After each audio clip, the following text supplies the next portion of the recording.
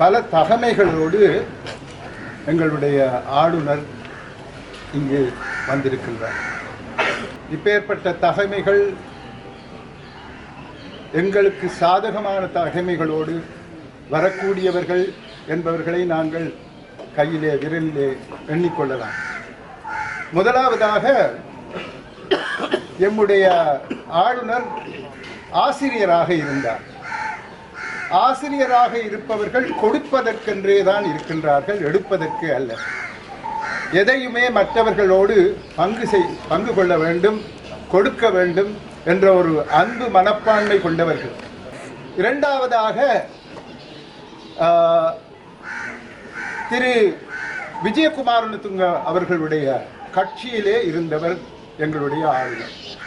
விஜய் அவர்கள் தமிழர்களுடைய நண்பராக இருந்தார். ஓரளவுக்கு அவரை நான் தெரிந்து வைத்திருந்தேன். ஆகவே அவருடைய கட்சியிலே இருந்து வரும் ஒருவர் எந்த அளவுக்கு மக்கள் நேயம், தமிழ் மக்களோடு நேயத்தோடு வாழக்கூடிய ஒருவர் என்பதை நாங்கள் அறிந்து கொள்ளலாம். அடுத்து 10 வருட காலமாக மேற்கு மாகாண சபையினுடைய முதலமைச்சராக இருந்தவர். ஆகவே எங்களுக்கெல்லாம் கற்றுத்தரக்கூடிய ஒருவர் அவர்.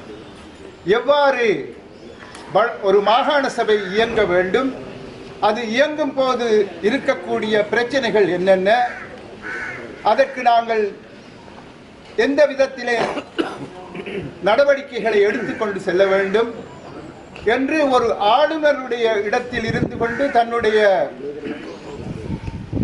முதலமைச்சர் என்ற அனுபவத்தையும் கருத்தில் எடுத்து நடவடிக்கைகளை எடுக்கக்கூடிய ஒருவராக எம்முடைய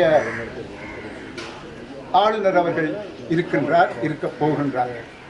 நான்காவதாக தமிழ் பேசும் ஒருவர், எங்களுடைய மொழியை பேசும் ஒருவர் இங்கு எங்களுடைய ஆளுநராக வந்திருப்பது எங்களுக்கு மிகவும் மகிழ்ச்சியை கொடுக்கும் ஒன்றாக இருக்கின்றது.